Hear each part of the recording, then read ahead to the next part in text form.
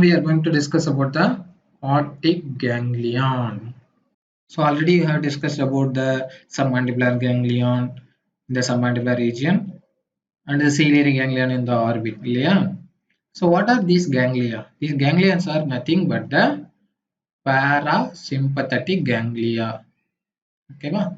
So what is this parasympathetic ganglia? This, if you take any ganglion, it will be having a collection of neurons, right? So the nerves which are coming and relaying into the ganglia are called as the preganglionic fibers, and the fibers which are coming out of this ganglia goes and supplies a particular gland or the muscle, and these fibers are called as the postganglionic fibers, right? So whenever if we talk about any ganglion, you should know what are the fibers that are coming as a preganglionic fibers, and where does this postganglionic fibers goes and supplies. Okay, but apart from this fibers which are relaying in the ganglion, okay, relay, and then other fibers are coming out. Some other fibers may be going through the ganglion without relaying. So these fibers also we should know about in a particular ganglion, right? Fine. So these are the points we should know about the ganglion. And other thing is, what is the location of the ganglion, where it is located, and what is the main nerve it is in relation with. So these are the things we should know about a particular ganglion. Okay, fine. So first let us discuss about the optic ganglion, right? So optic ganglion, where it is located. What is meant by optic? Optic means ear, right? So the ganglion which is located closer to the ear, and it supplies parasympathetic fibers to a gland which is located closer to the ear. So what is the salivary gland which is located closer to the ear?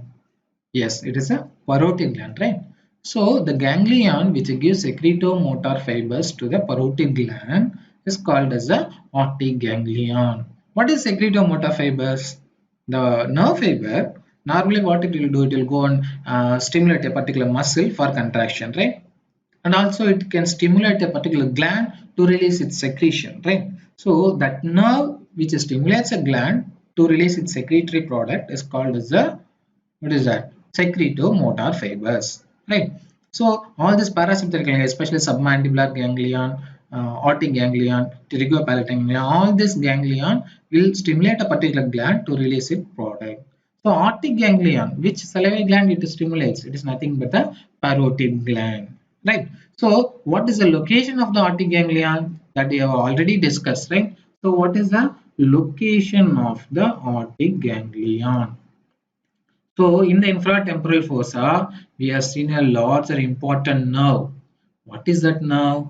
Yes, it is the mandibular nerve, right? So mandibular nerve is lateral or medial to the optic ganglion. Where you have seen the optic ganglion in the previous class, we have discussed about the optic ganglion, right? So this is the optic ganglion. So optic ganglion is medial to the mandibular nerve, right? Fine. We have discussed the muscle in the, when we discuss about the mandibular nerve. So which muscle we have discussed? So yes, it is nothing but the tensor vali palatini muscle, right? Yes. Behind this, there is an artery which is passing to the middle cranial fossa through a smaller opening that is called as the foramen spinosum. So what is this artery passing through the foramen spinosum into the middle cranial fossa? Yes, it is nothing but the middle meningeal artery. Okay, fine. There is one more muscle which is located in front, and it is just passing like this. Okay, and then going and inserted into the ramus of the mandible in the inner surface. What is that muscle? You know, this is nothing but the, yes, it is the medial pterygoid muscle. Right on. Yes. Now, can you tell me the location of the optic ganglion? Yes, this is the lateral and this is the medial.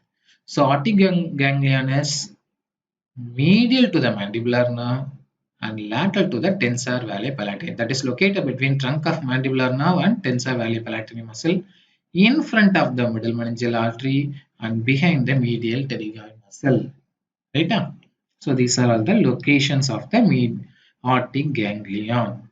Right? And what are the connections of the aortic ganglion? And what are the roots of the aortic ganglion?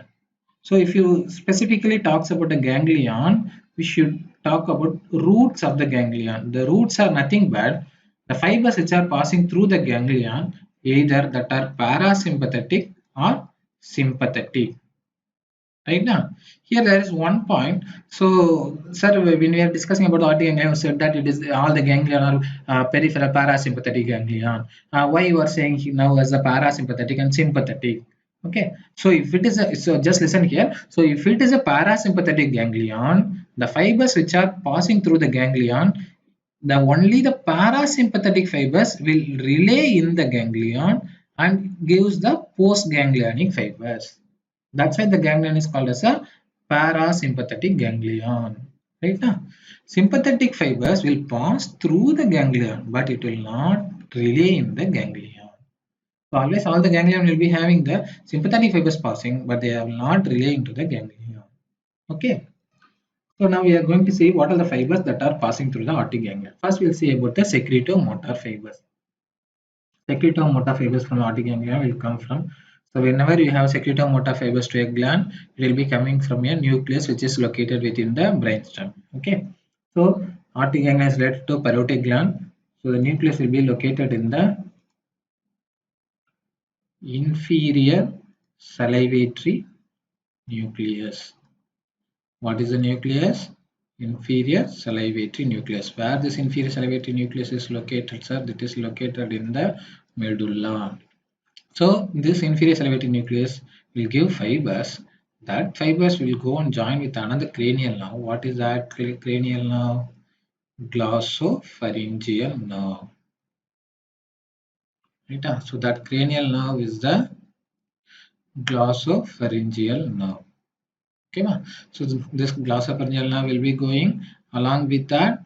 This secretomotor fibers will also going. Okay, so inferior salivatory nucleus gives a branch that joins with the glossopharyngeal nerve. Then that will also go with the branch of the glossopharyngeal nerve. That branch is the tympanic branch of the glossopharyngeal nerve. That tympanic branch will go and form a plexus within the middle ear. That plexus is called as the tympanic plexus of the glossopharyngeal nerve. Okay, so this tympanic plexus of the glossopharyngeal nerve will again give a branch.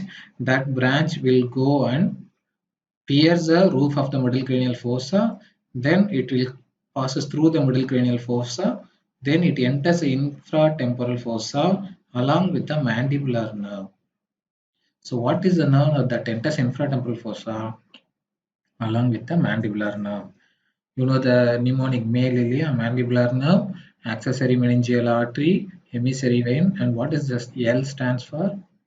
Yes, it is nothing but the lesser petrosal nerve. Right? Lesser petrosal nerve passes through the foramen ovale.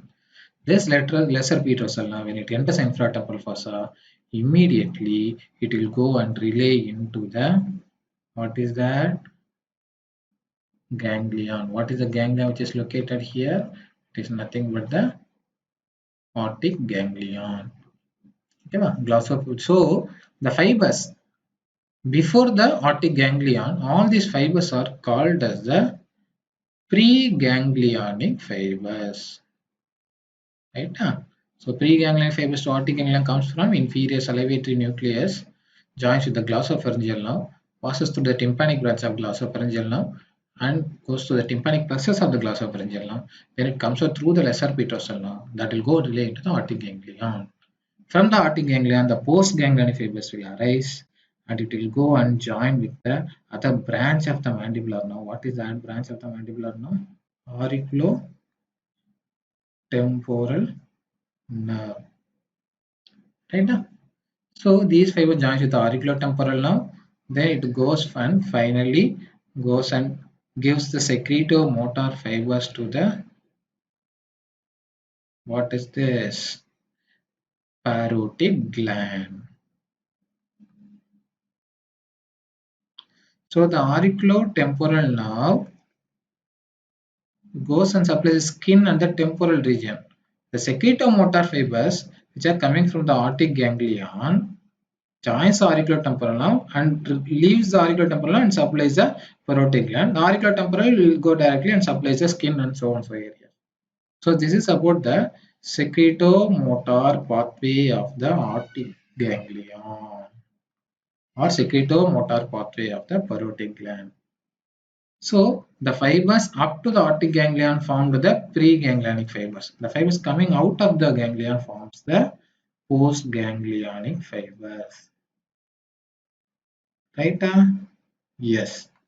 So this is about the secretomotor. So apart from the secretomotor, I already told you the sympathetic fibers will also passes through the aortic ganglion, right? So from where the sympathetic plexus coming? We have seen the location of the aortic ganglion, that is in front of the middle meningeal artery we have seen, right? There will be nerve plexus, sympathetic nerve plexus that will be passing along the middle meningeal artery, that will form a branch that passes through aortic ganglion without relay. That fibers again joins with the auriculotemporal nerve and supplies the vasomotor fibers to the parotid gland and then skin over the parotid gland. Okay, so this is the sympathetic fibers. These sympathetic fibers are the postganglionic sympathetic fibers. Postganglionic sympathetic fibers, which are coming from the superior cervical ganglion. Where they are coming? Superior cervical ganglion that will pass along the branches of the external carotid artery. So middle meningeal arteries will almost a branch of the maxillary artery, which is a branch of external carotid artery. So that branches from the superior cervical sympathetic ganglion, the postganglionic fibers passes through the external carotid artery and then the maxillary artery and then the middle meningeal artery. Then the fibers passes through the aortic ganglion without relay. Okay. So these are the two routes of the aortic ganglion, parasympathetic route and the sympathetic route. So what are the communications of the aortic ganglion or the fibers passing through the aortic ganglion? In other words, in some books will give us a branches of the aortic ganglion. So what are they? So one is the postganglionic fibers branch that goes joins with the auriculotemporal and supplies the parotid gland. Sympathetic fibers branch again that goes and joins with the auriculotemporal nerve. The two are the branches. And already we have seen there is a nerve which arises from the trunk of the mandibular nerve and supplies the what is that? Medial pterygoid muscle. Yeah, so if it is the trunk of the mandibular nerve that supplies the medial pterygoid muscle, that gives a branch that passes through aortic ganglion without relay and supplies the tensor valli palatini and then tensor tympani. So that is one of the branch of the aortic ganglion.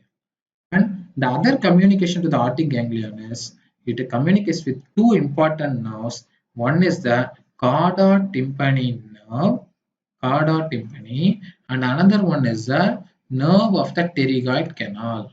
So what is that? Nerve of the pterygoid canal. These two nerves will be having communication with the aortic ganglion. So you already know what is the function of this chorda tympani nerve. Chorda tympani nerve is a branch from the facial nerve that carries taste sensation from the anterior two-thirds of the tongue. Right? So chorda tympani nerve in the infratemporal fossa, when we discuss about the mandibular nerve, we have seen that chorda tympani joins with the lingual nerve. So what is that? This lingual nerve carries general sensation from the anterior two-thirds of the tongue. The chorda tympani will be carrying the taste sensation from the anterior two-thirds of the tongue. What is the function of nerve of pterygoid canal, sir? That is, you will see in the pterygopalatine fossa. That is, there is one more ganglion, the pterygopalatine fossa. There is pterygopalatine ganglion that will give branches to the secretomotor branches to the glands of the nose, glands of the palate, and also it is gives branch to the lacrimal gland, nasal glands, and palatine glands. All these are having the secretomotor fibers. That is the pterygoid canal. Okay, so that pterygoid nerve of pterygoid canal relates into the pterygopalatine ganglion. Okay, so by this communication, the main function of the aortic ganglion is secretomotor to the parotid gland, but sometimes the anterior two-thirds of the tongue taste sensation passes through the chorda tympani, then it may pass through the aortic ganglion and then it goes and relays. Through the aortic ganglion, it goes to the nerve of pterygoid canal and it again goes to the facial nerve. So when you see the facial nerve, you will understand this communication. So what I'm coming to say is by the communication with the chorda tympani and nerve of pterygoid canal, it forms an alternate route for the taste sensation from the anterior two-third of the tongue. Okay, va? So forget about all these things. Optic ganglion, what is optic ganglion? It is a secretomotor parasympathetic ganglion to the parotid gland, right? So optic ganglion from the inferior salivary nucleus of the medulla joins with the glossopharyngeal tympanic branch of glossopharyngeal goes through the tympanic plexus, gives the lesser petrosal nerve, relays into the optic ganglion. Up to this, these are the preganglionic fibers. Auriculotemporal nerve, postganglionic fiber joins with auriculotemporal nerve and goes to the secretomotor to the parotid gland. These are the postganglionic fibers. The fibers which passes through the ganglion without relay. One is the postganglionic sympathetic fibers. Another one is the nerve to tensor tympani and palati. Apart from that, the optic ganglion will also have communication with the cauda tympani nerve and nerve of the pterygoid canal. Right? What will happen if the optic ganglion is damaged? It leads to loss of secretion of the parotid gland. Right? Okay. With this, we are finishing the optic ganglion.